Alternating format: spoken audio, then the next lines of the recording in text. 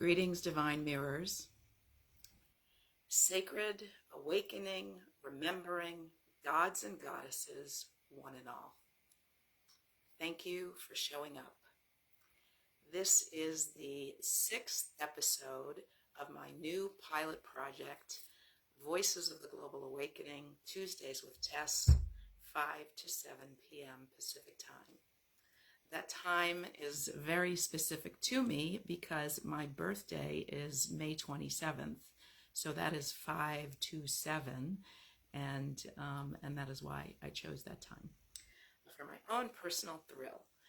So it is joyful for me to be here again, and one of the main things that I am learning about doing this kind of thing is that first and foremost, it has to be for one's own enjoyment. I am here for my own amusement in this comedy called life.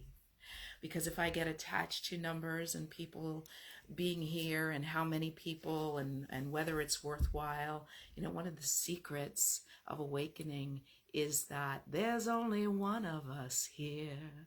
So however many multitudes of souls we may be in the hypnosis of this divine play to perceive ourselves as engaging with, the truth is there is only one consciousness masquerading as everyone. The beloved arises in endless disguises.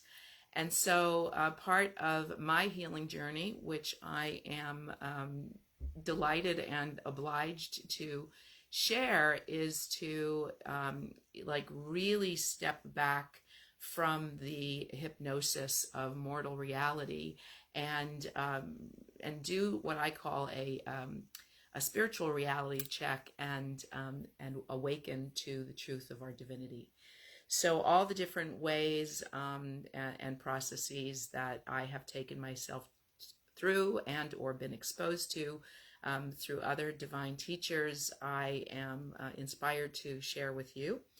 And I'm kind of going back and forth because it's new and it's all an experiment, and I'm giving myself full permission to be imperfectly perfect or perfectly imperfect and feel my way forward and not try to come off as particularly polished or rehearsed or anything like that. So what is alive for me, and I will be very interested in learning what is alive for any of you, if any of you are here with me. Hello, Tim. Welcome.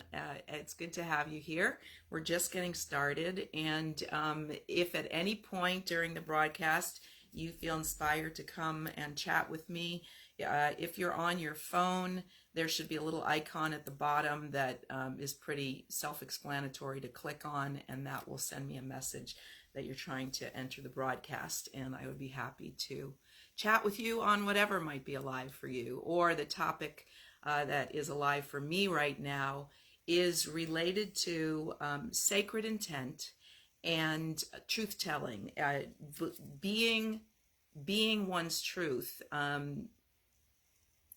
committedly and unapologetically, in order to be in integrity with oneself, in alignment. And Kendra, welcome. So fun to have you here. You sound like I'm a techie type. No, I already know you're not a techie type. If you can't see it and you want to come on, let me know. There's a way for me to bring you, but I don't want to presume and put anybody on the spot. So I'm not actively tagging people unless they're inspired to come speak with me. So that's my little politeness. But anyway, the only species on this planet that is living out of alignment are us that we call so-called mortals. And we have been programmed to compromise ourselves, to rationalize and justify telling untruths, to be kind, to be nice, to be polite, insincere, say things we don't mean, commit to things that we don't really want.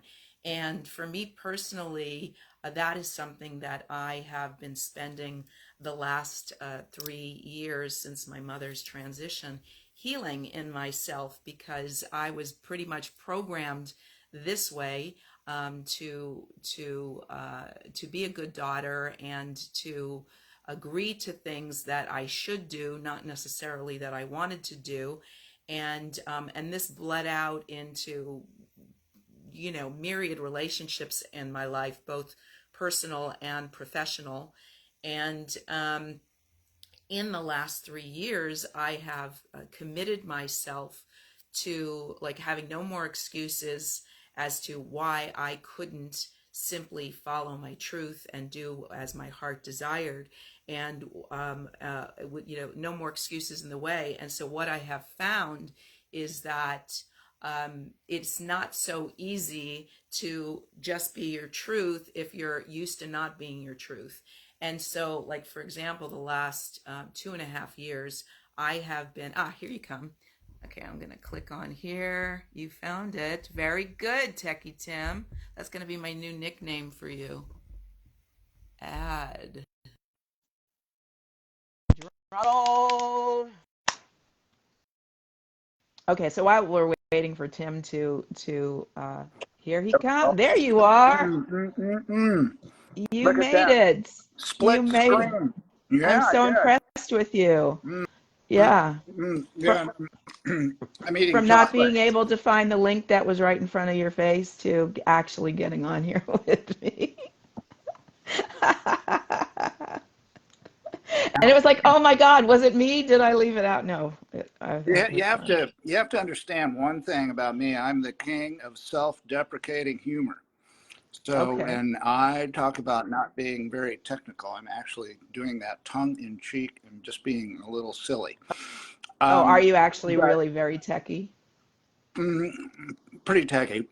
You would expect that from somebody that gets to work with a bunch of flashing pretty pictures on screens and computer screens and trying to fly in the airplane and all that kind of stuff. So Oh yeah, that would make you very techy. it would normally it would.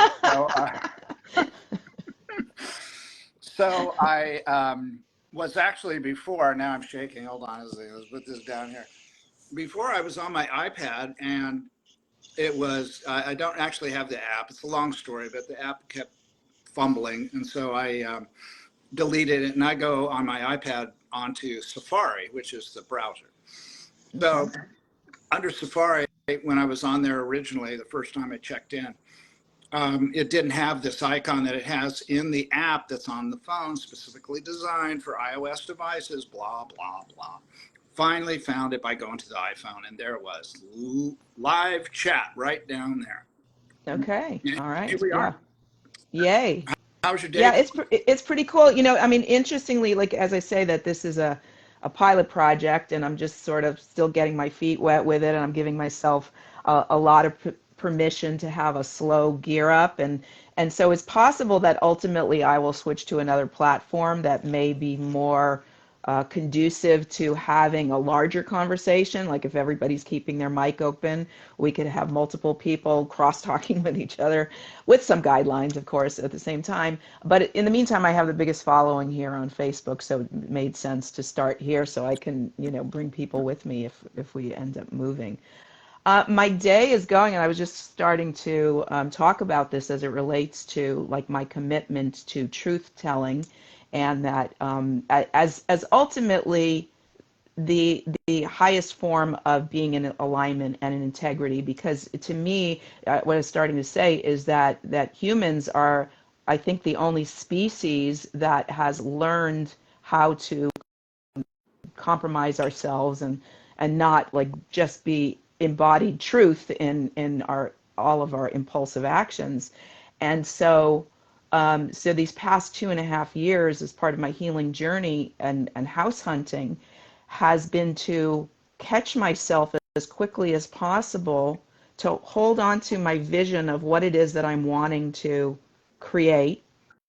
And as I haven't been finding, noticing the tendency to want to compromise, to be done with it already. Only it's a big move and it's an expensive move, and if I move my things into a place and it's not really what's going to make my heart happy, then I will be sabotaging myself. so I was just about to do that again. I had posted last Friday. I was driving to go look at a house, and I said I'd get back to everybody. And sure enough, the landlord liked me, and we were negotiating. We put the lease back and forth. She's a lawyer. She was making a lot of the adjustments in the lease that I wanted, but something was bothering me, and something was bothering me, and something was bothering me.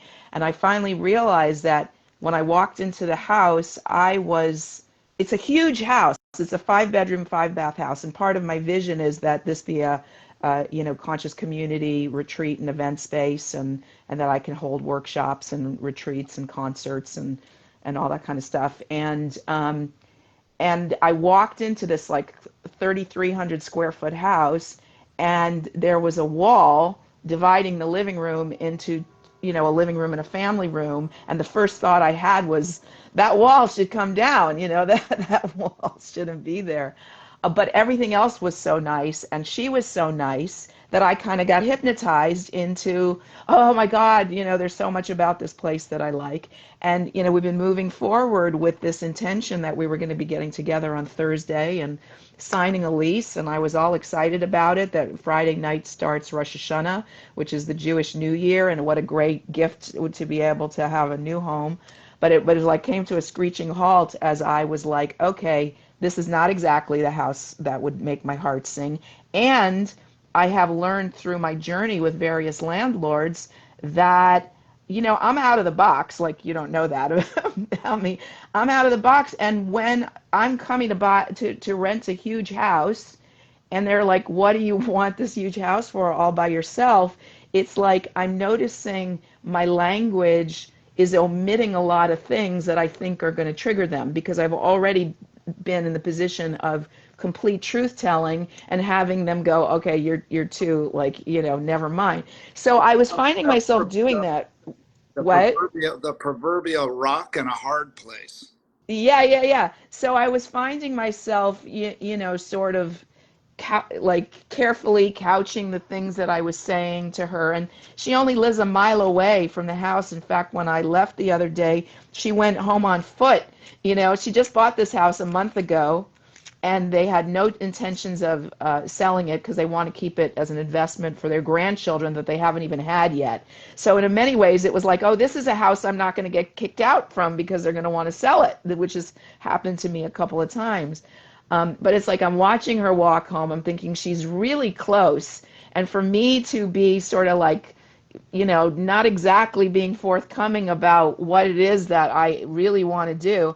And I was in this online training that I'm in right now this morning, and I found myself talking about it. And, God bless her, my facilitator was like, truth reigns. You speak your truth, and if the deal falls apart, it's not the deal.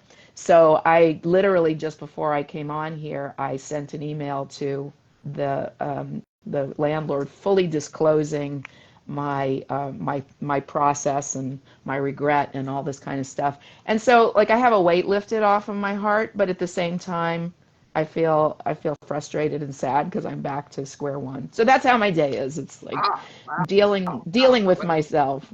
Ooh, wow, what a day! What a day! Yeah.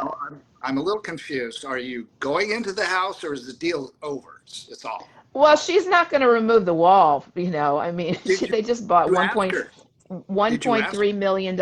I said that was the first thing when I came in, and I said, my assumption is that because she has other people waiting for the house, and you're not going to want to be spending thousands of dollars to knock a wall down in a house you just bought. So I mentioned it, and she didn't say no. We're happy to do that for you. So it's okay. It's okay. It was so far out of my comfort zone financially, but I was going to use it as an opportunity for me to like walk my talk in so far as I either believe in God and I believe in myself, or I don't. And so it's like, okay, Tess, put your money where your mouth is and take this leap of faith. But ultimately, I feel like there were other things, so it wasn't completely in alignment. And Well, yeah, here I am. yeah. And I didn't know you were such an entrepreneurial spirit. So, in that spirit, would you maybe consider at first when you want to start these meetings and events at a place like that, maybe renting, a bigger place. I don't know what Which type. Maybe. I'm talking about renting. I'm sorry, but only for a short period, just per the event, like for a weekend. Oh, Rent a big old no. honking house. No, Haven't no, thought. no. I mean, I've run community before, and Yeah. I've had a community event space, and so I know like what I like to do, and how, and so it just feels better to me that it be in my own environment, Yeah. and something that I can do ongoingly, where it's in the overall budget, and I'm not outlaying for a particular event. Yeah. So. Okay. Because there's All yeah, right. yeah, yeah. Well, But anyway, that's how are you doing? well. My day started out quite well. It was my first day that I was actually been able to sleep in quite a while. Sleep in, and just whenever I wake up, I wake up. So one of And those when kind of mornings. Yeah. when did you wake up? When do you wake up when you don't have an alarm waking you up?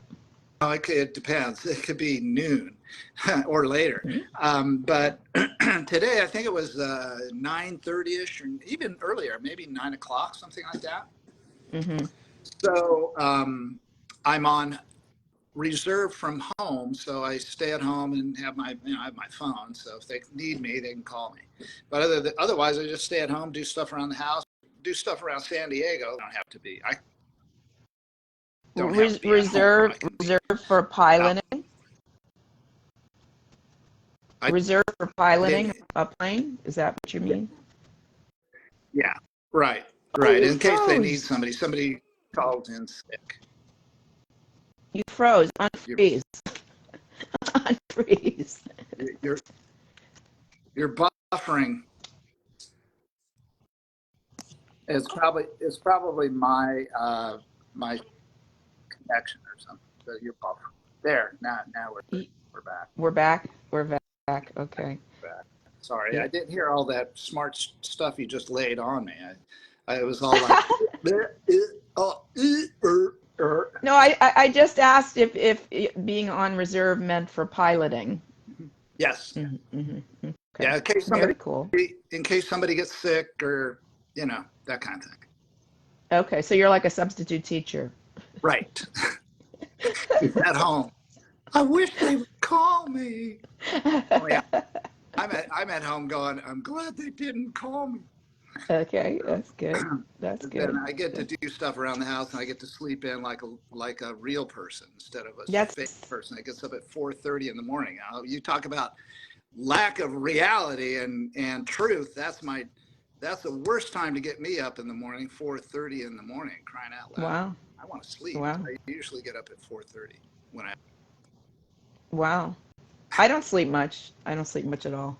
And I've been getting up at 5:20 in the morning for almost 3 years to listen to a really cool spiritual teacher that I love that talks.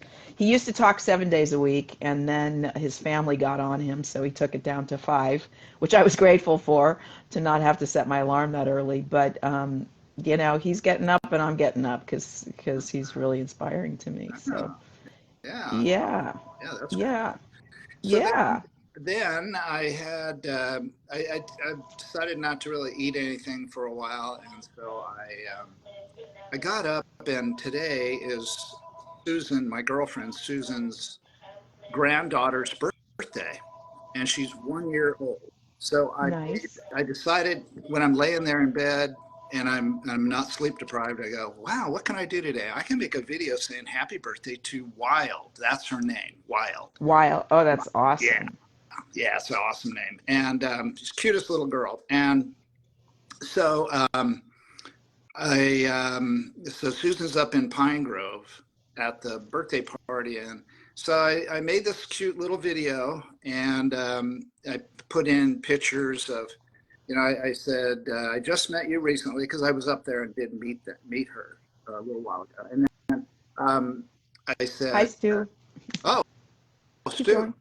Stu's here, and Bella Grace came in, and Tara Love is here. We got Kendra. Wow, this is awesome. This is so good. Anyway, And you, I scored anyway. points with Susan because I made this cute little video, and I'm sure I scored points with Wild, and it was really cute, and it had her dancing at the end and all that. So there you go. So that's what I did, and then the rest of the day, I just been working out and selfish stuff. So. Mm-hmm. Mm-hmm. Cool.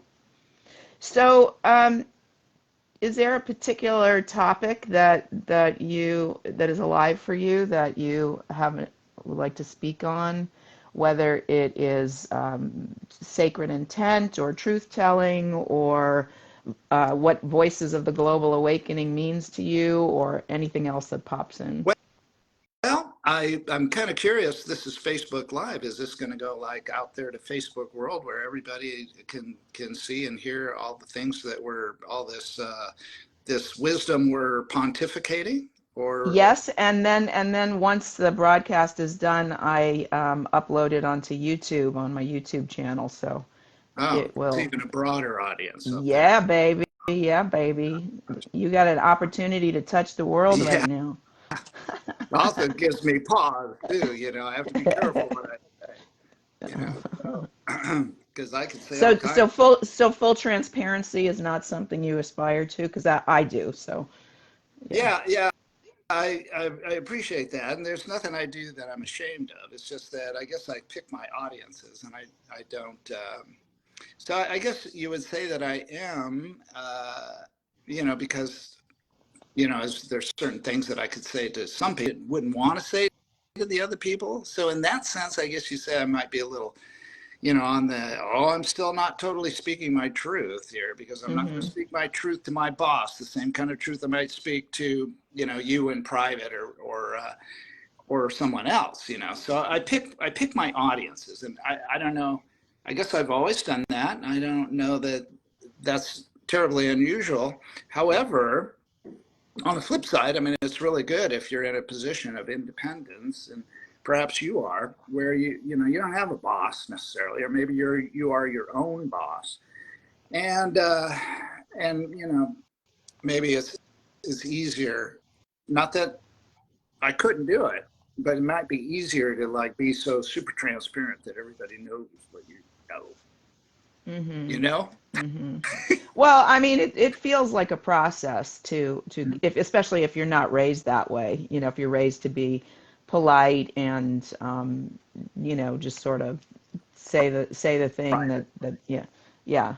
I don't know if you know who Kelly Bryson is. He's a nonviolent communication teacher, and he's got a book called "Don't Be Nice, Be Real."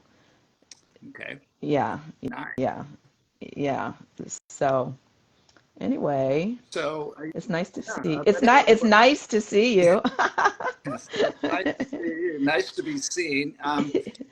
So yeah, if somebody wants to pick a subject, I'll try to pontificate upon it. But let's see. Hmm. Otherwise, I Hmm. could talk about relationships and be honest in that, because that's I can be transparent in a relationship about certain things that's important to the relationship that really isn't anybody else's business. Maybe something related to a past lover or something like that.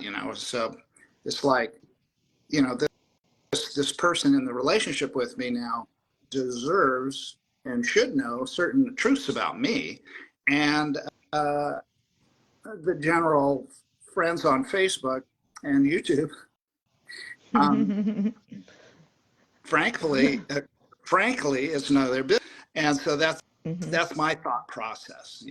To be Hmm. totally transparent about my thought process. Yeah, well, I'm not necessarily speaking about going out of one's way to be triggering or inflammatory or controversial, but just like in a moment of truth, in a moment when um, someone is asking something direct. Is it a time to be evasive, or is it a time to just say what there is to say? It's kind of like in the tantra community, in the cuddle party rules.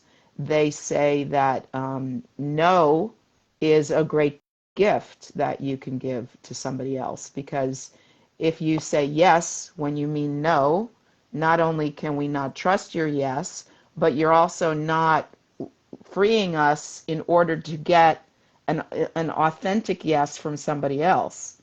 Mm. So this kind of like people pleasing habit of, yeah, sure, I'll do that. I'm happy to do that, when it's just not true, you know. What is ultimately that serving? What is it, you know? Yeah. Mm. I don't know. So if somebody had a topic that they would like my opinion on, I guess I could, including you, Tess, name something. Well, this is the topic. I mean, this is the topic to me, just, from a overarching standpoint, and like my desire is to more and more get myself into integrity, so that what I think and what I say and what I do are actually in alignment, primarily because I think that that is the way to most gracefully manifest the results that we want. If it's like, if we're true to our original blueprint of who we were conceived to be, and we get ourselves back there, then my suspicion is that we have a lot easier time uh, having a better experience bang through the world than when we're banging around because we're saying one thing, and it's not the truth of Yeah. us. You know what I mean? Yeah, definitely. Yeah. Yeah. So, yeah, backed up against the wall of truth. Yeah, it's best to just tell it like it is and see what happens. Yeah. Definitely. And sometimes, for me, maybe it's because I'm a guy. Sometimes those kinds of questions that come up is a chance for me to reflect on, well, what is my intentions, here, and Mm-hmm. what intentions really do I want that would serve me best. And Mm-hmm. so it's a time where you don't say, "Oh, see, here's an intention that serves me best. I'm going to throw that one out there." Now, it's not the time to throw it out there. It's like, maybe I need to look deeper into myself about X instead of saying that's my intent. I don't know yet. Maybe it is, and maybe that's the intent I would like. And sometimes, But even the willingness to say that, like Mhm. in the moment, to have it be okay to not know and need to reflect about it. You know what I'm saying? Instead of like trying to cover up the moment of like, oh yeah, oh, and then go away and think about it. But it's like in the moment to give ourselves permission to go, wow, I need to think about that, Yeah, and not feel obligated to come up with an answer that may not be your true answer, you know. correct. And and I think it requires a particular quality of self-respect and courage to take that pause to do it. It's like you're stopping the action. It's like there's an action going on and an energy of, and then it's like, wait a minute, this may not be my truth, and it stops everything. But to have the Yeah, yeah. courage to do that. There, you're back. Yeah, there was the courage and the self-respect. I think those are the two things. The caravan bit my finger, by the way. The caravan, your car, your van? My my What's the my caravan? airplane. My airplane Your bit my finger. ouch, Yeah, it hurt, but ouch. it's okay now. That was a Yeah. couple of weeks ago. Starting to grow out. So anyway, Are you gonna but those lose two your words, I think fingernail? it's it's not much that's not blue. So I'm sure, I don't know. It's still there though. But yeah, courage, and I think you said self-respect. Did you? The Mm-hmm. two traits that Mm-hmm. you really need to have to pause and to answer that question. Hey, if you don't know the answer, say, I really don't know. I'm gonna have to think about that because I I'm not really sure. And that's your time I think when the people you're closest to are the ones that are usually asking those kind of questions, especially if Mm-hmm. they're really good people to be with. Mm-hmm. Like Susan Mm-hmm. does that with me, asks me those Mm-hmm. kinds of questions, you know, and Mm-hmm. every they come Mm-hmm. up, and you know, it's not every day, but every now and again something will come up, Mm-hmm. and sometimes I know the answer and I know exactly what it is, and sometimes I don't really know why I did that, you know, and so Yeah. I have to go back and think about it and everything, and anyway, so this is, I think, the process of growing into that honest person that I want to be. Um, I'm not going to say that I'm going to be blathering it out there for the public domain, but I'm just saying within the interpersonal relationships, that's where total honesty, even to the point of saying, I don't know what I did that for or whatever. You know, let me Mm-hmm. think about that. Mm-hmm. I'm going to get back with you, but you got to get back. Can't like gloss it over and not think about it, or think about it and come up with an answer and then not talk about it. You got to go back and revisit it, because Right. otherwise you stopped it. I Right. think you mentioned that about stopping the process. Oh, we got this energy going. Let's not stop. You had a different example, but it's similar, I think. Yeah, because all of a sudden it's like wait a minute, I could get swept up in this and just go along for the ride, but am I being true to myself? And if I'm not being true to myself, how am I serving the collective? Like it's like if all these people are on the same page or something, and I'm not, and I don't say anything, or maybe a lot of them aren't on the same page, but they're not having the courage to stop the action. Yeah, You yeah. know, It takes you know what I courage. mean? It really does. And Yeah, yeah, yeah. I've made some really good progress the last 2 to 3 years, really, where I've really come into my own about that. And it's, the self-respect, having the courage, and not being ashamed of who you are and what you do. That's another important feature of it. Although Absolutely. I have to say that when it comes to telling certain people things that I'm not ashamed of, but they might not like it, for example, Mhm. Mhm. then sometimes I won't do that. You know. Yeah, well, I mean, again, it's not about being intentionally insightful or inflammatory. It's just about owning unapologetically who you are if the circumstance arises. I mean, like I have found that politically, if um, if people have very strong opinions about their politics and they just assume that my politics are in agreement with them, Mhm. um, it's interesting to see when I pick and choose to say, you know what, you're making an assumption about what I believe, Yeah, and that's not actually so. And yeah, it's really challenging because it's like destroys their whole world. And now we're like, okay, where do we go from here?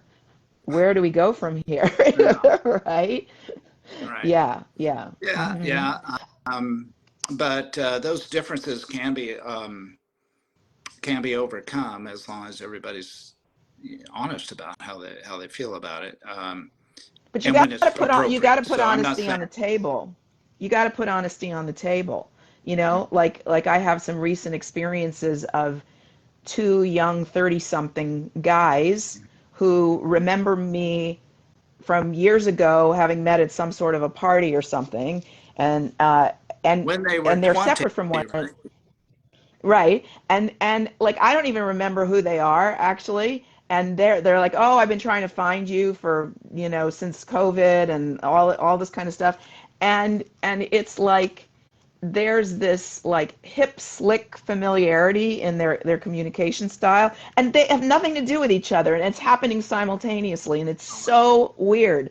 wow. And in each case I find myself in the role of, like, a friend of mine describes herself as a truing priestess, like a commitment to, I'm going to be in alignment, and I'm going to bring you into alignment if you're going to talk to me. You know what I mean? And so it's like point blank, like, what's your intention? Like, sacred intent. Like if you have no sacred intent, I don't need to talk to you. I don't have the bandwidth to be like hanging out with somebody who is just like superficially projecting some sort of an assumption on me about who they think I am and what they think I might be up for and available for. And if they're not coming out with it and they're just like playing this cagey, like I have a thing I want to, I make a joke about wanting to write something about men who say hi, like men you don't know that just say hi, like send you Yeah, what do you want from my life? It's like, hi, okay, now what? Now you've like that's it. interrupted my life Hi. and my flow with Oh. hi, and who are you, and what do you want? You know. Well, I'm guilty So of it. I will say hi now and again to this perfect stranger and just continue on my day. So I might be one of those guys that said hi to you years ago, and there you are. wow. Well, it's a good thing we had mutual friends, and I responded to you. Thankfully, I'll be right back. I just got to get my Kleenex. Wait, no. So, how's Yeah, everybody doing boy, out there? all that That was truth quick. makes my nose run. I see.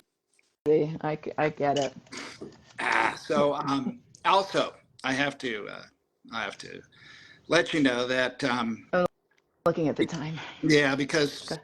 and I've probably confiscated too much of your show already, I but seriously, Tim, seriously, you have.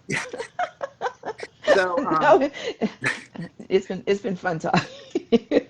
so Susan is away and I'm taking care of the kitties. So I have to be Okay. there and a little, they've got their schedule. It's a long story, but anyway, I've got to take a shower and then I'm going to go over there and feed the kitties and all that kind of stuff. I just wanted to say howdy and see how you're doing and see what you were doing. Fun, See what I fun could. chatting with you, Yeah. and welcome back Good. anytime. Yeah. Okay. And so I'm gonna sign off with a hi. Say yes to Tess. Love you. Bye bye. Say yes to task every time. Okay. Bye. Bye.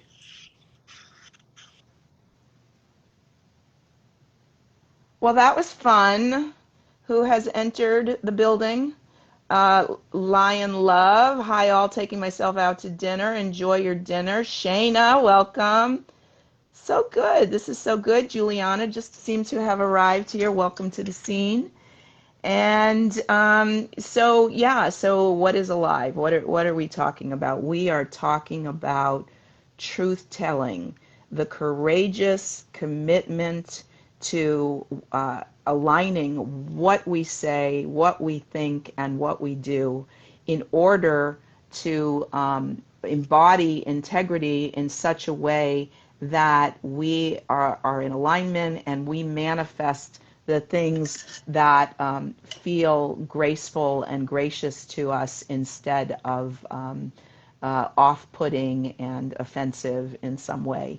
And everything is a mirror. It's a biofeedback loop, and so it's like we are the common denominator in all of our experiences, and so it behooves us to get really clear and really honest with ourselves. I often talk about the value of sitting yourself in front of a literal, actual mirror and having a conversation with yourself to get to your truth, because we're super good, if you're anything like me. And oftentimes, I talk about things that when they arise for me in my personal experience, my assumption is that everything is micro macro. And so even though through the magic of the way this game was devised, we each get to have our own unique experience. The essential issues that we are challenged by are are essentially the same. I said essential and essentially in the same sentence. This is live. Um, and so it's like if you do the what I call spiritual reality check and step back from the challenges of your character and be able to stand in a place of inherent gratitude for the sheer miracle and privilege of your own existence, that you get to exist. We get to be here as characters in the divine play, each and every one of us. And so, like any actor in any play or film or television show, if we get too caught up in our character and actually think that we are these, troubled, neurotic, ill-fated beings, then we suffer and we have no power. But if we can actually step back into the space of like, okay, I am a divine soul, and this is the character that I chose to portray in this lifetime. Hey, Veronica, welcome. And so it's like, as I be with my character compassionately, and I look at my character's reflection, and I start to inquire into the things that my character may be hiding from herself on the surface, and I start to ask her, what's going on with you? And I look directly into her eyes, and I ask for a truth to be told back to me. It's a challenging process, because, as I said earlier in the broadcast, it seems as though many, if not most of us, have been trained and programmed to fit into polite society by abandoning ourselves and not being true to ourselves, to such a point where we get disconnected from the truth of who we actually are and what we actually want. And what I was saying is that these past 3 years since my mother transitioned has been a healing journey. It's been all about me reclaiming myself and having no more excuses or anybody to blame for why I'm not doing what I say I want or experiencing what I want. And so I have to get like down to, like peeling away layers of deflection and defense, because in order to survive, when you get an early message that it's not okay for you to have what you want, you learn to subjugate your desires and talk yourself out of wanting things. So, one of the things, I'm going to be totally transparent with you, that I have realized during this house hunting journey that I've been on, is one of the reasons, because people are like, why is it taking you so long to manifest a home? And one of the things that I like uncovered was that there's a part of me that doesn't even want to be here anymore, that hasn't wanted to be here anymore. And that part is painfully devastating, and can be profoundly shameful when you're trying to show up as a person who is upbeat and optimistic and contributory and wanting to help other people, and then like deep down inside you're harboring this like existential pain of feeling so disappointed in life and so heartbroken and so having put your dreams on the back burner to accommodate other people, that now that the other people aren't in the way anymore, you hardly want what you want anymore. It's like to resurrect those feelings of even allowing yourself to, you're still here lying. You are deserving. We are deserving. So like to even like resurrect your dreams, when like this, the world seems so crazy and chaotic and diabolical and sinister and all this is so it's like, why do I even want to be here? Why do I even want to continue on? And in my particular case, and I feel super fortunate to feel this way, is that I recognize that I have been profoundly blessed. I have incredible gifts, and I have incredible health. I have an amazing mind and an amazing heart. I feel privileged to download the things that come into this vessel that I am then able to articulate in words and songs and share with people, to the point where it's like I am not okay with leaving this world an unfulfilled, heartbroken, disappointed person. It's just simply not the good story for my character. It's not the story that I want to tell. And my feeling is as long as we don't quit, we're still in the game. As long as we have breath in our body, we're still in the game. And we have the power to turn our circumstances around in every proverbial 11th hour that we face, if we're willing and we have the courage to do it. And so to reel back to the place of, like, regardless of what my character may be going through, and regardless of how hard or challenging it has seemed or disappointing, the ultimate bottom line is that I am so grateful that I exist. I am so grateful that I get to be here.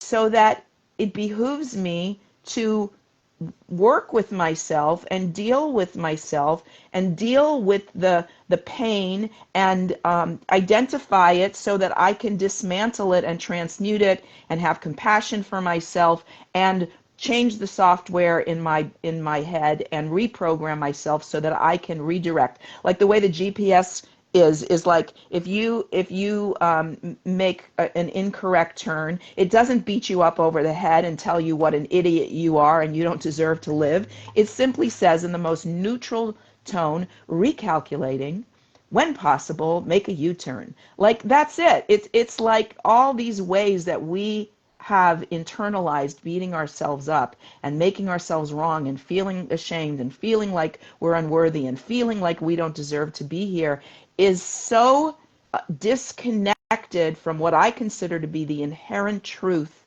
of the miracle that each and every one of us actually is. Let's read some of these comments. I will speak my truth with boldness, comfort, and love. And so you shall, and so you do. I am deserving. Fuck that shit. Yeah. So you reminded me of one of my songs. It's called Absolution, and it goes, I don't sneak around and I don't cheat. I got nothing to hide, no secrets to keep. As the day is long and the sea is wide, nothing's dirty or wrong. I am holy inside. I don't lie to my friends and I don't steal. No dark past to forget. I got no sins to conceal. You can say what you want. You can judge as you please. I'm as pure as a song. I'm as fresh as a breeze. Everything I've ever done's been sanctioned by the one. The spirit moves, the body grooves, the soul says yes to fun. I love who I am, rejoice in what is. I live for the now and follow my bliss. Awake in the dream, I laugh at my fears. No, you can't bring me down, I have shed enough tears. Everything I've ever done's been sanctioned by the one. The spirit moves, the body grooves, the soul says yes to fun. By living life outside the box, I'm what they call unorthodox. And here's the final paradox. The God I love knows my life rocks. What you think of me is none of my business. I am so connected to my isness. How do you reprogram patterns? Juliana asks the question. Okay, so the way that I do it is first by identifying them. I notice that I'm not feeling good. And I turn my attention to what is it that is bothering me. And with enough digging, and I've been doing it for so long that at this point it happens really quickly, and rather than being depressed by it, I'm actually excited about it because I get to, like, clear another boulder out of the way. So I notice that I am harboring a negative I am affirmation within me. Whether it be that I hate life, or I'm too hurt to live, or whatever it might be. And so it's like, okay, that's my I am power. I am whatever I say. And if I notice that I'm harboring a negative I am affirmation within me, it's like, okay, that's what's there. I'm grateful that I'm seeing what it is. I'm so grateful that I'm able to identify it, because I believe that we have to feel it to heal it. It's like if we have a diagnosis and we know what the issue is, that we can address it. That knowledge is power. So I'm grateful to be able to identify the thing that's hurting me, that's hurting my heart, that's hurting my psyche, whatever. And then I ask myself, which thought would feel better? And if the word that comes to me about what it is something that may be surprising to me, or even if it's not, I may pick up I used to pick up a thesaurus, and now I do it with a Google search, and I look for the synonyms to the word, and then I can identify, oh yeah, I feel that. Oh yeah, I feel that too. Oh wow, I feel that too. Like all the related words to that word, and I could feel it, and I can have huge compassion for myself. Like, oh wow, you're carrying all of that like negative stuff that's like beating you up on the inside. And it's like, whoa, whoa. And then it's, as soon as you identify things, it's easy to like see how you got there, like where that came from initially. And it's not about being pissed off at the person that may have installed it, or caused you to make the decision that you made about them, or about life, or about people, or about men, or about women, or whatever it may be. And it's like, wow, wow, you poor sweet thing. It can be other people's stuff too, of course, but it's like, wow, I'm holding wait, but I could have stuff about people, like I think people are X, and that thought about people is a barrier. It's not serving me in having a healthy, happy, harmonious relationship with the world outside of myself. It's a story that I have internalized about the way people are. And you change and the world changes around you. So it's about getting hold of those threads that are like wild horses that are running amok and running the show, and reeling it back in and going, okay, wow, this negative thought is running in the background of my experience, and it's coloring everything, and it really hurts, and it's really painful, and it's really sad. like like give myself empathy and compassion. It's really sad that I have been living with this pain inside of me for so long. Maybe this whole lifetime, maybe many lifetimes, but thank God I am right here, right now, with the capacity, with the healthy part of my brain, and the compassion and the patience. Patience is really important, and I'll give you a clue in that, is that you have to be willing to stand outside of the man-made convention of clock time and calendar time, and put your divine self back into the eternal present, to where like you are sitting on the lotus pad, and the petals are simply unfolding and unfolding and unfolding around you, and you have all that you have eternity to heal yourself. And it's not like, oh my God, I'm at the end of my life, I'm running out of time, I don't have, I wasted it. There's no waste.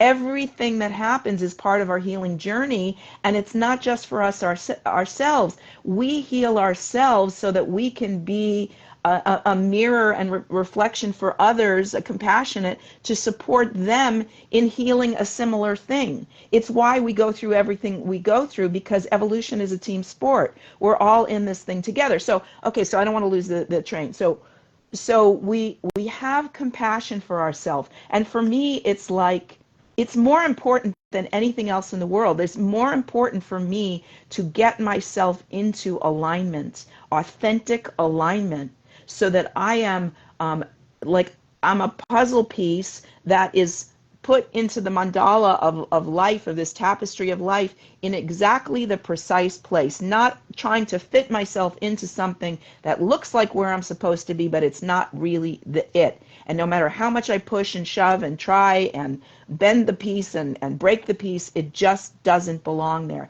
And if I love and respect myself enough, and I love and trust and respect the benevolent animator of all that is sustaining us and breathe life into us, to be like, there is nothing more important than for me to become true to myself and true to the character that Source created me to be.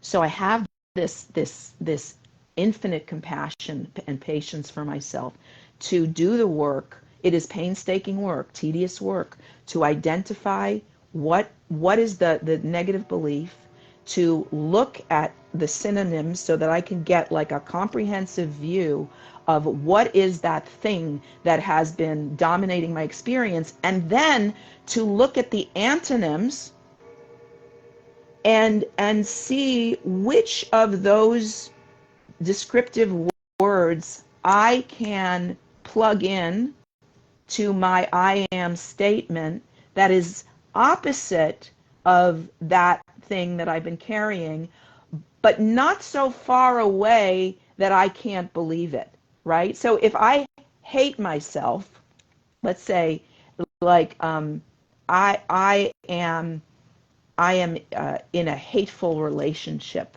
with myself. I can't jump to I am in a loving relationship with myself because that's what I want and that's what I understand the ultimate correct position to be in. You know, I can like set that as a benchmark that is what I am aspiring to. But in the here and now, I have to shift up the scale gently. So if the best I can go from is I am in a hateful relationship with myself to I am in a compassionate relationship with myself. I am I am acknowledging myself as a divine being. I am grateful to exist regardless of my circumstances. I am grateful to still be alive with the opportunity to identify the things that are undermining my enjoyment of my incarnation and my embodiment, and that I get to correct them, and that there is a healthy part of my psyche that is online and available to look at the wounded part. And I wouldn't even call that wounded part sick or depraved or screwed up or anything. It's like we have to be so gentle with ourselves, because again, everything is a biofeedback loop, everything.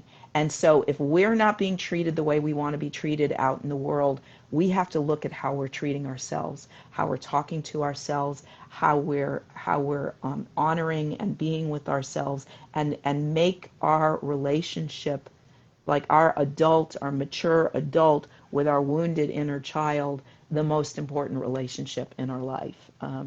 Let's see what else is said here. But like if I choose to hold it without noticing, was I taking on? Would love to join on this, looking for a place to sit. Ugh, it's painful. Yes, it is painful. Found a spot. Okay, I'm going to bring you on in a minute. I just feel like I need to take a pause and just take a breath and breathe and invite you to breathe with me.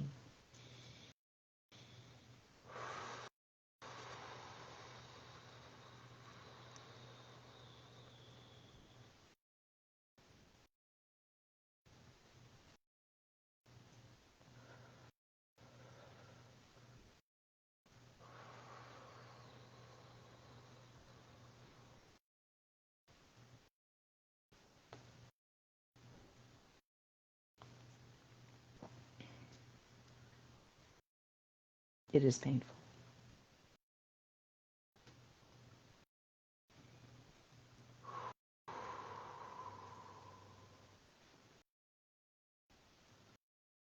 it's really painful.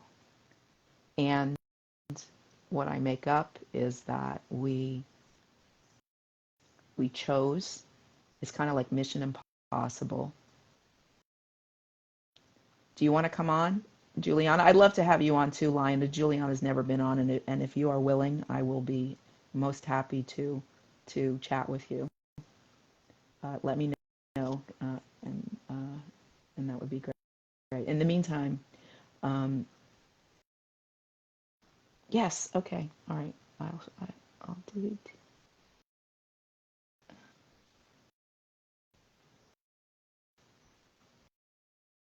Oh, okay.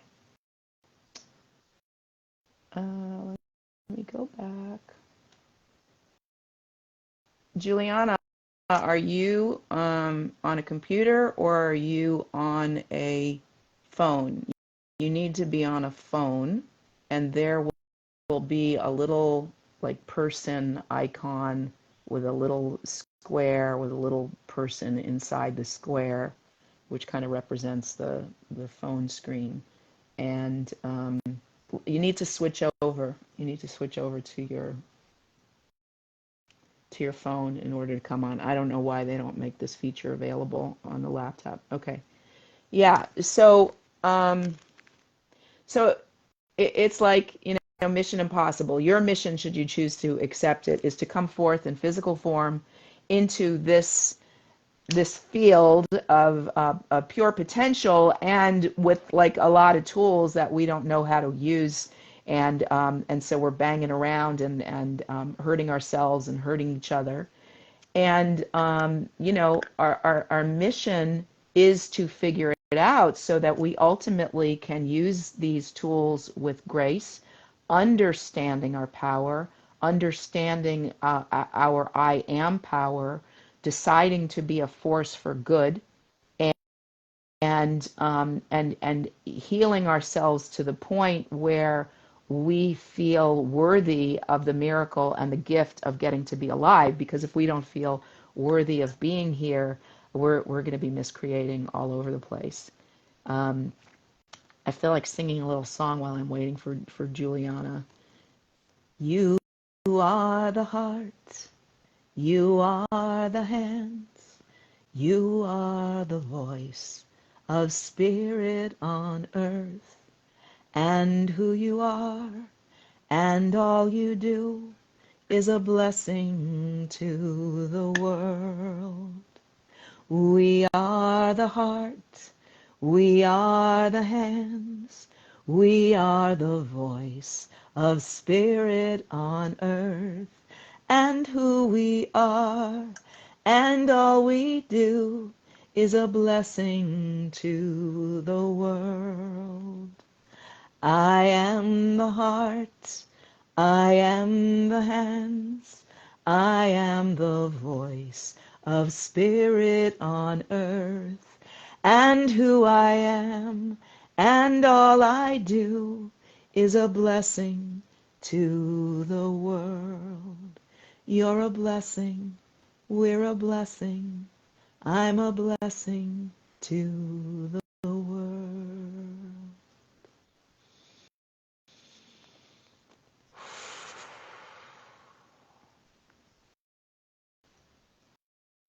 Let that sink in. You are, we are, I am. Okay, I'm going to try it from my end now that you're here. Maybe I will be able to access you. Hang on. Yes, I can. I can. Yay! Making technology work for us.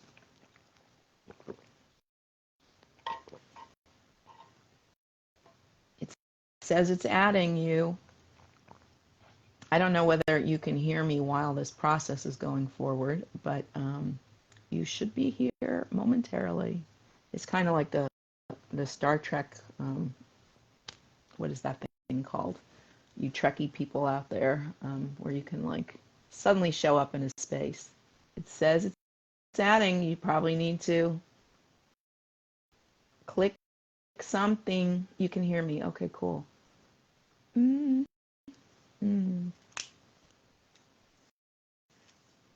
Are we having fun? Is this good? Is this helpful? Is it valuable? Is it serving? I was starting to say at the beginning where it's like you got to get to the point where you're willing to do it. No answer from live video guests. Come on, I'm trying again here, Juliana. Okay. Invite. I am inviting you. I'm adding you. It says it's adding you. You have to click something now. Good, valuable serving. Beat me up, Scotty. Yes, yeah. We're so close to that. I know we are. I mean, I know they have holographic figures that can, like, didn't, like, Natalie Cole do. Beam Juliana up. We want Juliana. Adding. There must be something you need to push at your end, sister. I've done everything I can. It says it's adding you. Oh, come on, come on, come on.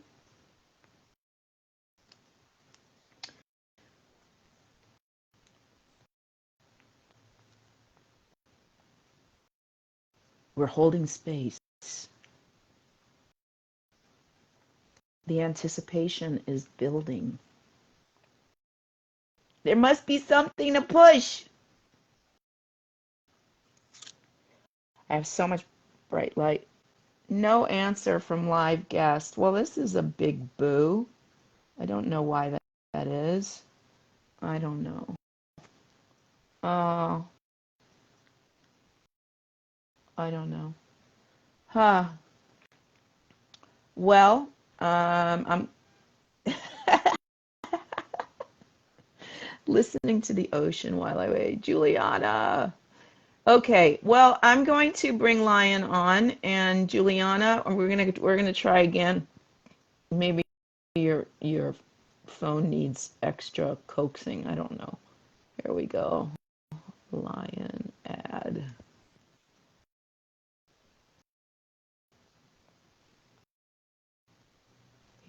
Here comes Lion.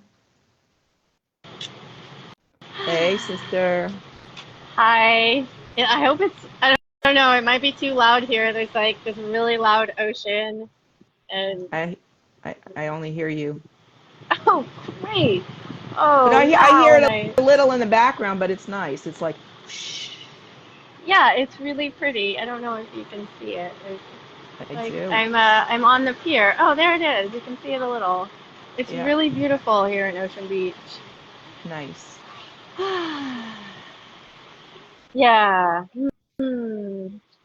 I was just getting really excited. I was trying not to rush eating because I was like just everything you were talking about was had me really lit up, and then like Billy Joel was playing in the background, and I'm like, I'm sure Tess would love that, but that's not what they want to hear.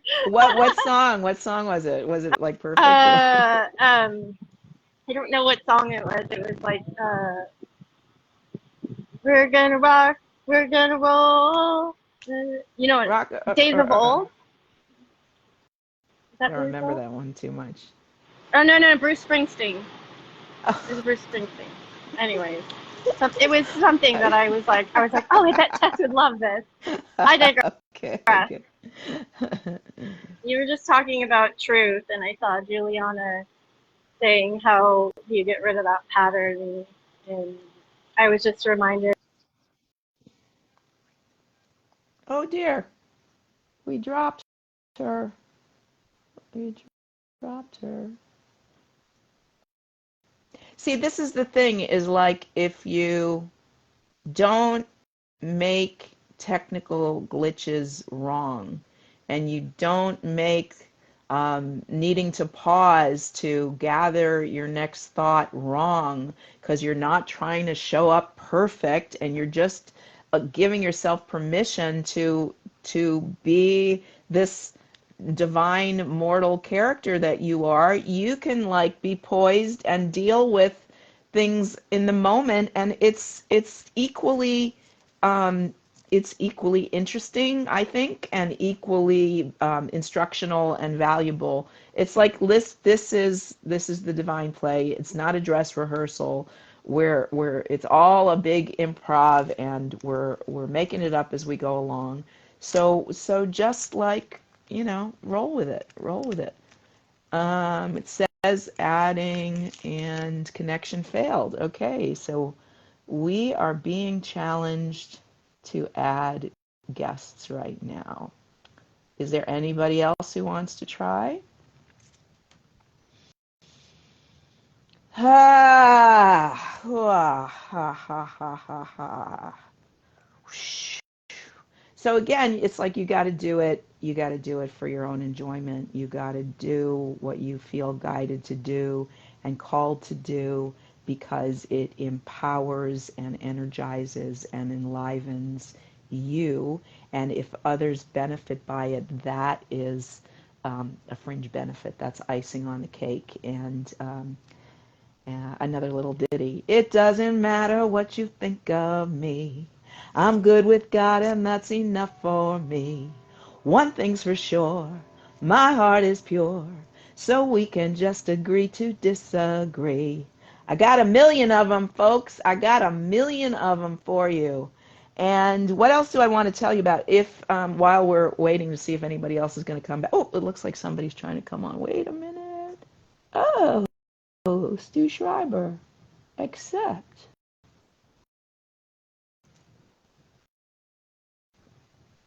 So here he comes. That was quick and easy. Show him how it's done, Stu. Show him how it's done. I'm sitting in my car. It's packed full of all my stuff. I made a date a few minutes ago during the beginning of your call with my friend Shauna to go on a hike at 6:15, which is 4 minutes from now. And then I texted her to tell her Tess is on a roll. I want to sit and wait out the rest of the call before I'm available, and she can go ahead without me. And then we can connect. We can chat when she comes back. I don't know if she got the message. It's all fine. Here I am. Hi. Wow, I preempted your walking date. That's Well, something. it was a walking date that was just made since your call started. We've had a lot of plans for tonight, with including a couple other people that, you were talking about authentic, and to really stop and be authentic in the moment about what you feel to do, what you have the energy for, you know, may make you look wishy-washy. Your how you feel can change from moment to moment. But Yeah, that's part of why it's so courageous because it's like what you think of me is none of my business. I am so connected to my isness, to thine own self be true. well, I think I have a Beam me up tendency. too, Daniel. We're gonna try again, Juliana. Don't you worry about a thing, pretty mama. Can you bring two people on at once or no? I don't think so, and I don't want to try because I might lose you. Let me see. Let Well, me see if if I you want can. to Hang on. try, I'm okay with it. Hang on. Let me see. Can I request audience invite? Well, okay, I'm gonna try. It might bump you off, but I'm gonna try, okay? Okay. And then we can bring you back on if that happens. Okay. Oh, ask Juliana Roby to join the live broadcast. If they accept, I'll join on video or with audio only. Your audience is set to public so anyone can watch this live broadcast. Add. Let's try. Wow, if we can get a trifecta here. This, oh, so Juliana, it says couldn't add guests. This person was unable to join because of technical issues. Now, I don't know if that is related to the fact that Stu's being on is preempting you, or this is the reason why you haven't been able to get on so far at all. If that is the case, then I might suggest that you have somebody who knows iPhone, which is what I think you have, to troubleshoot with you to correct. It's probably a setting that needs to be adjusted. But anyway, we'll try again when I'm complete with Stu. Anyway, yeah, to thine own self be Stu, to thine own self be true, and I lost you. I lost your I'll turn sound. phone off and start over. Are you there? Can you hear me? You are frozen. You were frozen. You were No, frozen. you were frozen. No, you were frozen. Are you hearing me Look now? at my bracelet. I'm wearing it as a bracelet. Oh, it's a slinky. Everyone loves a slinky. It's a plastic slinky that Helene gave me. It's got a nice little emblem on it. And I decided that I am wearing it as a bracelet so that I can have my inner child ready to play at a moment's notice. Good for you.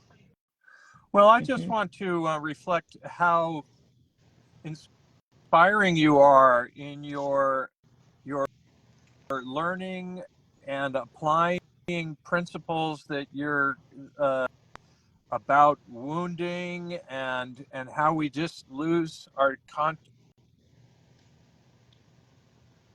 we don't know what our truth is on a moment to moment basis, and because you see deep wounds in your psyche from at least early childhood and maybe even past lives, you or other people in your life that obviously have similar kinds of stuff. So it's great what you're doing, and I'm proud of you. Oh, thank you. I wish I heard every single word you said. There was a lot of cutting in and out, but I got the gist, I think. I got that you're proud of me, so that's cool. Yay. Ah. Yeah. You need, I mean, I don't know if it's possible for you to move closer to like a Wi-Fi tower or something, or establishment that might have Wi-Fi. You might be a little too remote for the signal to be strong. Oh, I'm just sitting in my car now, so I don't have bars at the moment. Okay. Well, you're frozen again, so I kind of think I'm going to You, release you, and you're going to release me? thank you for showing. I think I'm going to release you. If you can try back if you want to move to another location, but it's like too much airtime of watching your frozen face. Oh, um, all right. Okay. I'm sorry. Um, I'm sorry. You can come back. Come back. it's okay. I can adjust. See. It's cutting out, honey. I'm sorry. I'm going to say goodbye for now. Ciao for now. Ciao for now. Okay. C'est la vie. That's the way it goes in live, folks. It's like, yeah. So anyway, Juliana, we're going to try you again. Oopsie. We, requests, uh, viewers, search, Juliana. Okay. I don't know what's going on here. I don't know what's happening here. Juliana, if you want to try again to come on, then I'll grab you, but it's suddenly not allowing me to do it. So we are having challenges, but challenges are opportunities. As Rue McClanahan said, as she was accepting her Emmy for The Golden Girls, I'm dating myself with that statement. Every kick is a boost.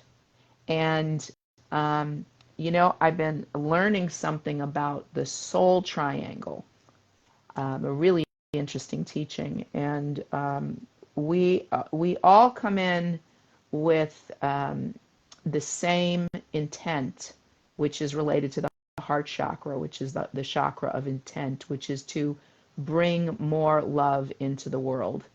And then we have this chakra of force that is typically blocked, and where we have obstacles that the um, what it requires for us to push through and overcome that resistance becomes the power that fuels our chakra of manifestation, which is the vehicles through which we fulfill our mission of bringing more love into the world. And so all of us have the same intention, which is the heart chakra, to bring more love into the world. And then we have different chakras of force, which is our challenges that we transcend, and then our chakra of manifestation, which is the way in which we birth our visions into the world. Okay, Juliana is on deck. Let's give this another go.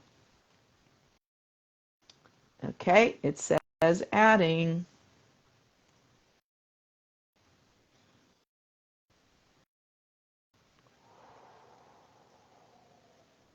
I think it's going to work. I think it's... This is what they call a cliffhanger in show business.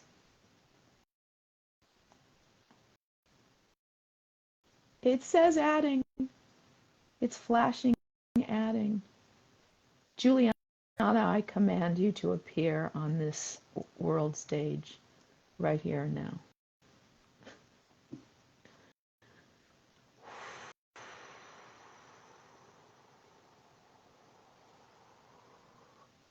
I trust the ease and flow. I trust the ease and flow. I release the need to know. I trust the ease and flow. I trust the ease and flow. I trust the ease and flow. I release the need to know. I trust the ease and flow. Magic carpet ride, Juliana. Well, I don't know. I don't know. We are not a vibrational match to speak in this now, is what it appears. And I'm still glad that you're here. And if you want, if there's anything question-wise that you want to add into the comments, that would be cool.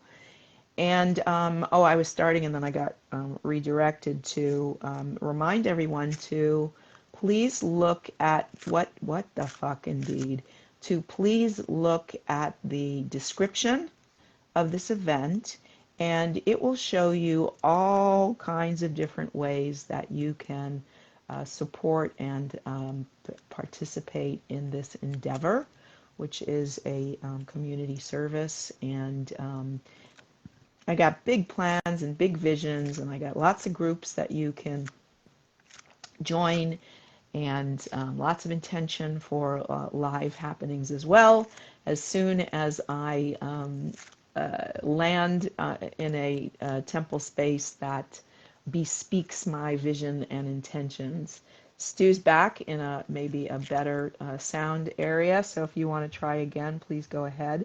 I also want to mention that I have another experiment going on online, and it is called Wednesday Evening Wisdom Exchange. That is happening on the second and fourth Wednesday of each month.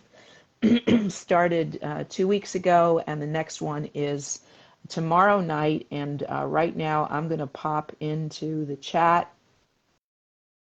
I want to pop into the chat, and it's not letting me. Oh, no, there it goes. I'm going to pop into the chat. The link, if you would like to participate, that one is going to be happening on Zoom, same time, 5 to 7 p.m. Pacific time. And I am asking for a modest $33 love offering. If you would submit that to one of my payment apps, then I will send you the Zoom link. If that figure is a challenge for you, you can reach out to me and let me know, and I will provide you the Zoom link regardless, and you can contribute whatever you wish. 0 to infinity I receive, and it all works out in the wash. Okay, so we're gonna see bring Stu back. Bring Stu back. Who wants to bring Stu back for another episode? another season. So what else do I need to tell you?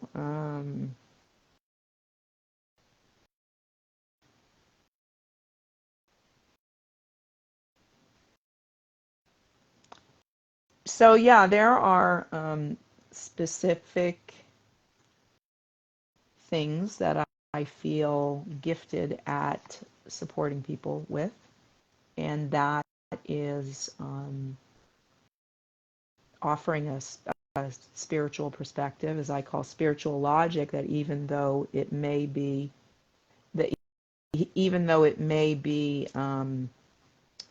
more esoteric than 3D, that it has a groundedness to it that appeals to one's sense of logic and can help support a shift in perspective.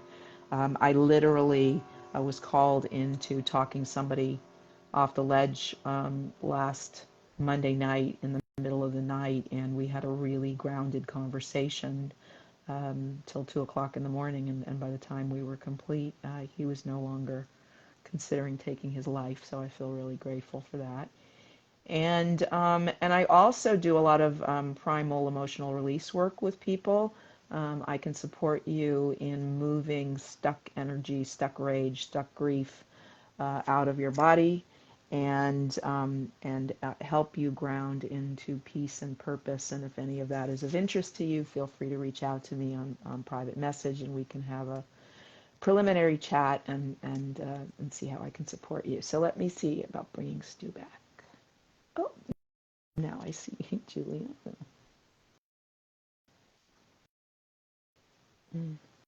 Add.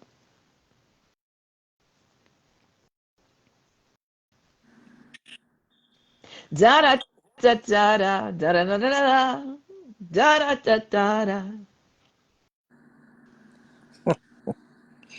Oh, I'm tired. What, you're tired from watching me and listening to me? Is that what Well, it is? that and everything else I've done today is, I mean, I'm kind of on a roll of, like a journey of self-discovery and self-analysis as part of the process, and so I find myself in these various experiences that are all sort of confrontive on that level. and and so it's exhausting. It's more exhausting than doing things that you're not uh, bending over backwards to grok and glean the significance and then apply it to how you're living your life and stuff like this. So yeah, I'm pretty Yeah, tired. I'm pretty it's tired. intense. It's intense. Yeah, my eyes look tired, and plus, Mm.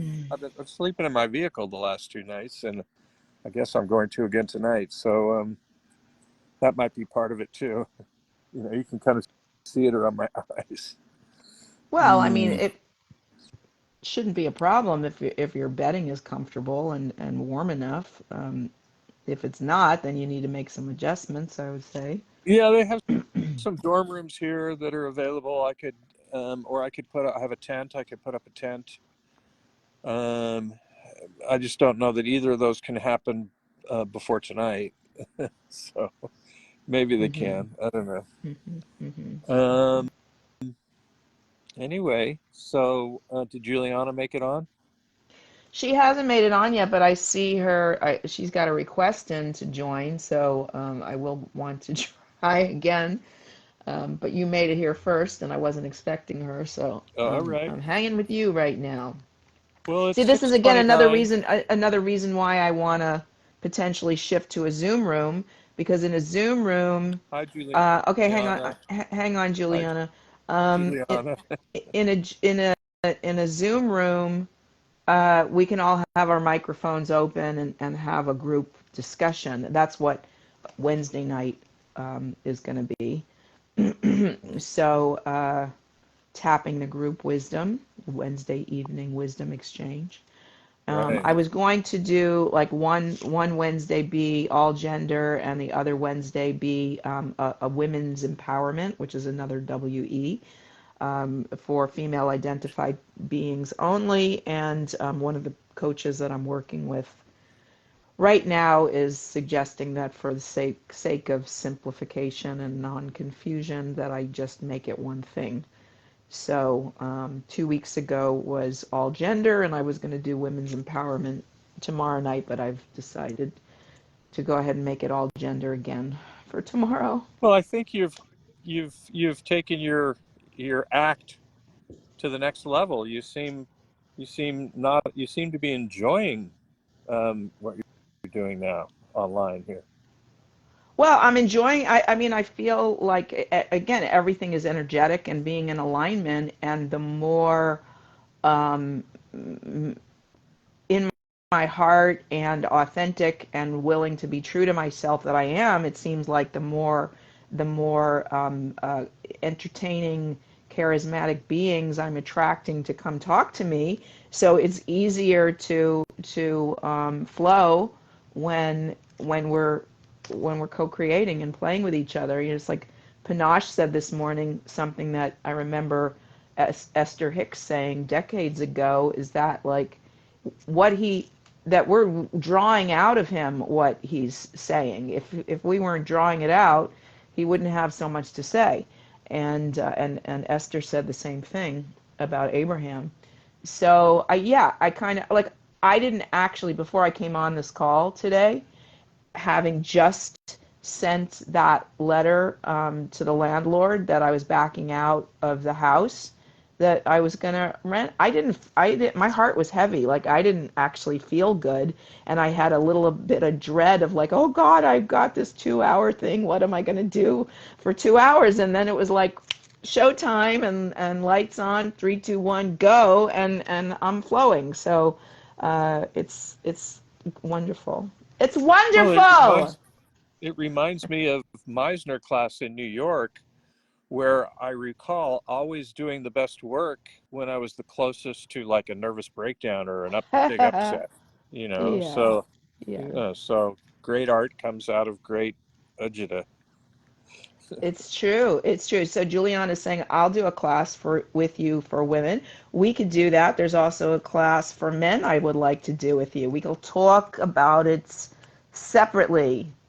Not that I'm not being transparent, but it would be fun to just have a little witchy, co-creative, collaborative conversation. And So yes, to yes, speak about being transparent, yes. I had a talk with a couple of women this afternoon, elder women, um, and had something they call knitting circle or something, but Hmm. it's for talking too. And so I went there, and there were just three of us, and I was talking about this proposed one-man show that seems to be sort of central to my vision that I'm moving forward with as I'm up here considering my life and what there is that I need to do or want to do What or the things hell like am that. I doing here? Right. And I explained the setup of the story related to having had this nose changed when I was a senior in high school. And and she really got it. She really got how um, appropriate and applicable the themes are in the show or in the story for this day and age, especially with all the transgender stuff and people changing their sex, you know, which of course this isn't as extreme as all that. It was just this part of my body that got changed.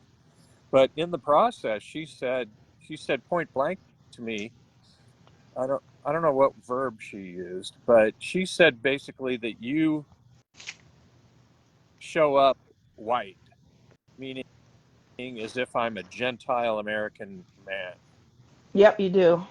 Hmm. And no one had ever really quite said that to me. And at the time, You, I you didn't. you look like a jock. You look like an all-American jock. Well, um, right. So at the time, I wasn't consciously choosing to negate my Jewish ethnicity.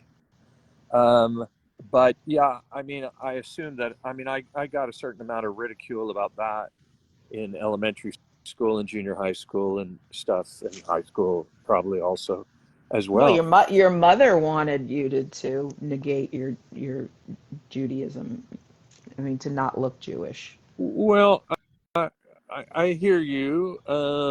My mother, we know that she would cringe at looking at watching that Lubavitch rabbi on television. And Hmm. I think we established because it was he came off so Jewish that she could Right. hardly look at it. And I assume that her strong feelings about that sort of thing also had something to do with witnessing World War II and anti-Semitism globally. Of Um, course. Yep. so it was fear of being hurt or even killed for being Jewish. And who knows how much anti-Semitism my mom experienced in her life, and she certainly didn't have a Jewish nose to speak of. Well, It was my dad's side of the family where the the nose came more like this than like this. Um, right, right.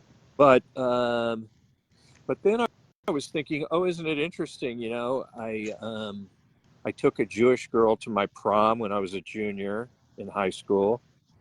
I took a shiksa goddess to my prom when I was a senior. I had Define shiksa for the non-Jewish watchers of this. Gentile girl, Okay. Christian girl. Um, I had a girlfriend in college that was raised. I don't know. They celebrated Christmas, but she was obviously of Jewish bloodline. Hmm. And then when I got to New York, I had my primary girlfriend when I was living in New York was a Gentile girl from Texas. And, you know, and then there were some others, of course, and then you. And so not only does it relate to having changed my ethnicity that I walk around in, but it also affects my relational life that I kind of flip flop. I go back and forth between a Jewish girl and a Gentile girl. So it's like, or I have done that over the history of my relational life. So it's just not that I'm beating myself up about it in this moment, because I already heard you about that point about not beating yourself up. But um, but clearly I've got some interesting things to work out with my psyche. You know, it's like I got two different versions of myself, and I am a Gemini, so I am twins with myself, and I've got one that likes Gentile women and one that likes Jewish women. as I as I sit here with Hence Shauna. polyamory. Hence polyamory. This is Hello. Shauna, Hi, Tess. Shauna Dean. Hi, Hi. welcome. Nice to see you. Yeah, nice to see you. Thank you. Thank you. Well, Stu, what I would say is that the way out is through, What and would you say? What the did you way say? out is through. So the willingness to offer up that which has been a source of shame and confusion is the contribution. It is like transmuting, spinning straw into gold. It's like taking the thing that has uh, potentially caused you to feel insecure or unworthy or beat yourself up or like you want to hide, and go, okay, this is the fruits of my journey. This is what happened. This is what happens when you buy into societal programming around who you should be and who you should, pretend to be and posture to be, instead of who you actually are, and offering it up and celebrating that. It's like the reason that Burning Man is such a phenomenon is because it exploded celebration of our uniqueness and inclusivity. like, what's his name? Michael Fronte, all the freaky people make the beauty of the world. I remember that when when I had my mother and first moved to the house in La Costa and immediately had this big Seder for 20 something people. And then at the end of the Seder, there were like 8 people at the end of the table that were playing Cards Against Humanity. And my mother and I were sitting at the other end of the table, just observing everybody. And she was riveted and she was fascinating. And she whispered to me, she said, "These people are all," she's looking for the word, and she came up with individuals. And she was fascinated by it because she comes from Orthodox Judaism, where everybody dresses the same, everybody follows the same tradition, everybody behaves in similar ways to one another, and there's a uniformity to it. And here she, like, the colorful cast of characters that she was exposed to, who are all really embodied. Our community is pretty darn embodied in everybody owning their uniqueness. Not everybody, but a good portion of our community is super colorful because everybody's being who they are and committed to it. So, I mean, this piece about um, self-love and self-acceptance and self-celebration. It's like that you get to be here and you get to be in a body and you get to be Stu Schreiber and nobody else can do it, and so everything that Stu Schreiber has gone through is part of the hero's journey story of Stu Schreiber, and, and it's super cool.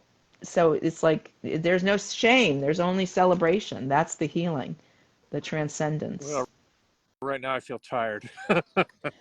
Okay, well, you go take care of yourself. I got like 18 minutes left and I want to try to get Juliana on Yeah, again. that sounds good. Thank you. I'll talk to you soon. Ciao for now. Ciao, ciao. Yeah, Okay, you got to kick me off. I got to kick you off. Okay, remove, change to viewer, remove, try. Juliana, I don't see your name. Oh, requests, audience. Okay, you're not here now. You got to try coming on yourself and I'll try to bring you in. Okay. Gonna go around in circles. Gonna fly high like a bird up in the sky. Gonna go around in circles. Gonna fly high like a bird up in the sky. So I'm waiting for you to try to make your way back in, Juliana. And in the meantime, I am gonna pull up a song that I want to sing before we close, which is still quite a few minutes away. But what else do I need to convey to you? Yeah, so we started the point being about truth telling and sacred intent, and especially when it feels difficult and scary and dangerous, the importance of telling the truth in those moments. I mean, my journey did it. It's not showing. Let's see. Oh, okay. My journey got kicked up to warp speed in terms of, like, I'm going to get to the bottom of this and I'm going to heal this, because I was called to testify on behalf of a friend of mine in a very, very serious case. And I'm pretty much 100% certain that he did not commit this crime that he was accused of. And I was called to testify with no debriefing from, no, wait a minute, allow the audience to ask to participate. That's on. Okay. You got to try. You got to try again. You got to try again, honey. And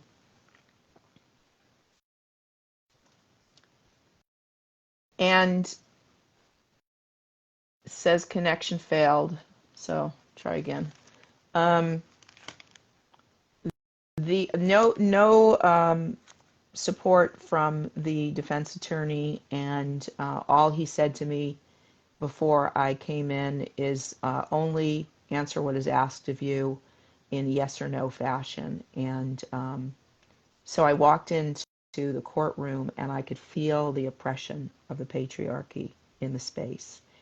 And as I approached the witness stand, I noticed that the seat that they had set was particularly low, like the legs on the chair were really, really low. And it immediately struck me as deliberately disempowering. And my impulse was to sit on my leg to try to raise myself up so that I could see over the ledge of the witness box. But the intimidation factor was so high that I didn't do that, and I just sat like a good girl on the seat on my bum, and like in this little position. And he asked me utterly inane questions, and then the prosecution asked me utterly inane questions, and it was all in me to say to the judge, "Can I just speak?"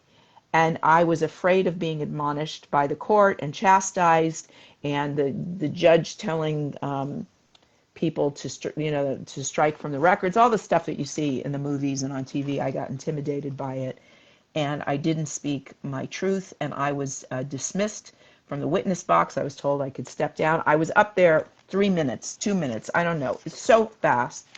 And the next thing I knew, as I was exiting the courtroom, because they said you can only come in and testify, you can't sit in the courtroom, you can't hear anybody else's testimony. And the next thing I knew, the defense rested and the prosecution rested, and 2 days later, he was found guilty and has since had his sentencing and has been committed to life in prison. And he's a young father, separated from his young son, and they both used to come to my home in Murrieta. My whole community of caregivers and my mom knew them and loved them. And the devastation that I have been processing, like the level of guilt of like not speaking in a moment when it was difficult, when it was like a person's life depended on it, and how much forgiveness I've had to deal with myself is tremendous. And I vowed that this will never happen again as long as I live. So people may not always like to hear what I have to say. It may not always be easy to say it, but in honor of this person, and I've since written to the judge, and I know that there's like organizations that defend people, but that I've looked into, but he has to approach them himself, and it's really challenging to help yourself from inside the system. So whatever that karma is about, is between him and God. But at the same time, as a person, like I shared with you earlier, I was able to talk somebody off a ledge who was about to commit suicide. So as a person who's been called into some intense circumstances in this lifetime to show up and to use my voice, which is my chakra of intent, and to clear whatever blockages. And you may know me and experience me as pretty outspoken, in the bell curve of things, on the extreme end of being outspoken. But I can tell you that there are ways in which, circumstances in which the cat gets my tongue, and I don't speak, and I haven't spoken, and certainly in this case have lived to regret it profoundly. So my commitment is to being a walking embodiment of my truth, Truth every second, that's another acronym for TES. Truth every second and trust every second. And to be the transparent, essential self. And so that is full self-acceptance, trusting the character that I was created to be. So, Juliana, are you trying again? I want you to try again. Oh, we're going to be, oh, here we go. Add.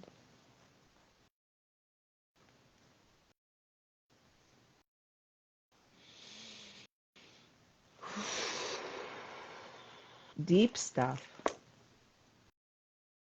Hmm. Hmm.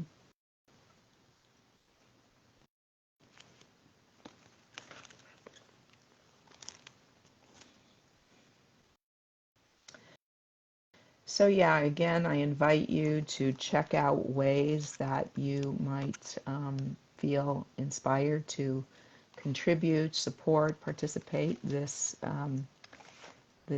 community endeavor, and you can find that in the description for this event. And I'm also going to add again the link if you are interested in participating tomorrow evening in the Wednesday evening wisdom exchange. That is something that I would request, and this says it, and you probably want to copy and paste that and put it someplace else before this broadcast disappears. That is something that I would request that you enroll in by 2 p.m. tomorrow. It also goes from 5 to 7 p.m. Pacific time, but I will need a minute in order to notice that you have enrolled and to send you the Zoom link, because that will happen on Zoom. And we're just going to keep this ball rolling, because Tuesdays, I like the sound of Tuesdays with Tess. Voices of the Global Awakening has a long and profound history in my life, and what it means, and I can share that story again at some point. But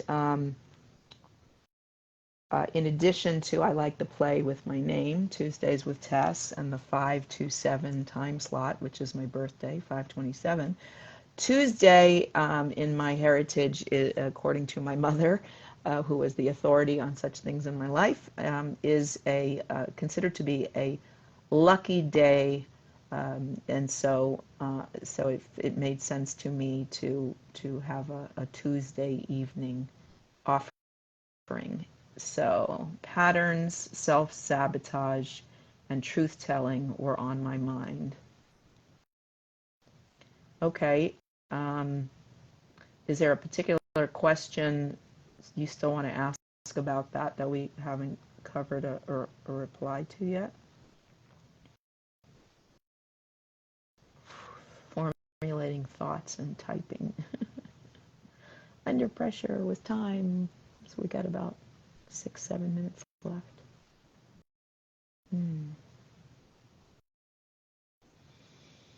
Noticing.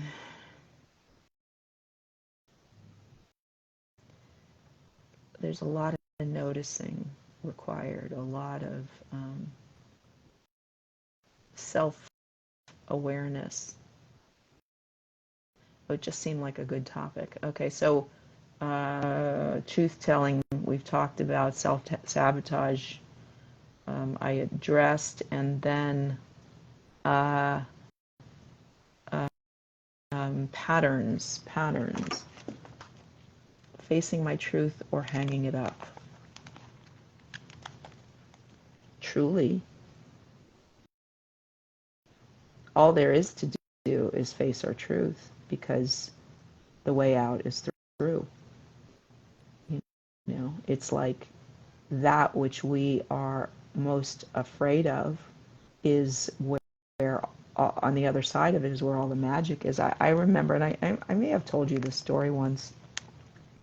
This is many, many years ago, early in my relationship with Stu, where I had this pain in my lower back, and I could tell that it was emotional. It felt like something was was stuck in my lower back, and I was sitting on the floor, and I asked him to. I took a tennis ball and I put it between my back, my spine, it was kind of my sacral area, and the wall. And I lifted up my knees and I asked Stu to sit in front of me and take his feet and push on my shins.